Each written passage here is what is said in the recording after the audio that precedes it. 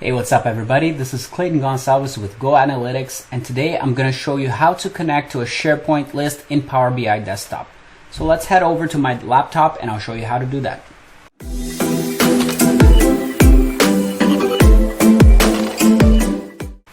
So the first thing we'll need to do is to get the URL from the SharePoint list.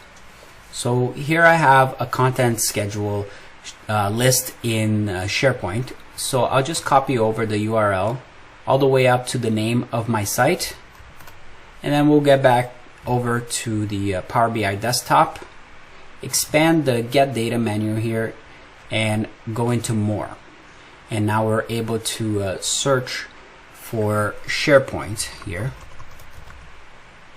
and the option that we want here is the SharePoint Online List. So we'll choose that and click connect, and now Power BI is going to ask for the site URL, so we'll put the site URL in there and click OK.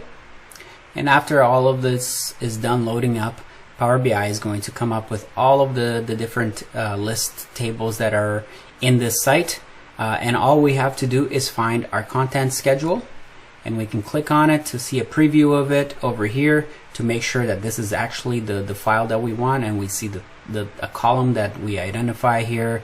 Yes, this is the one, so we'll select it, and we'll probably want to transform this data, so clean it up a little bit before we start visualizing it, as Power BI does bring in a bunch of metadata like this ID column, server redirect, a bunch of stuff that we don't need when we're visualizing this data. So we'll likely go into our transform data instead of actually loading this straight into our model. So that's how you can connect to a SharePoint list in Power BI. If you like this video, make sure to hit the like button and subscribe to our channel for more how-to videos and how to become a Power BI expert. See you in the next video.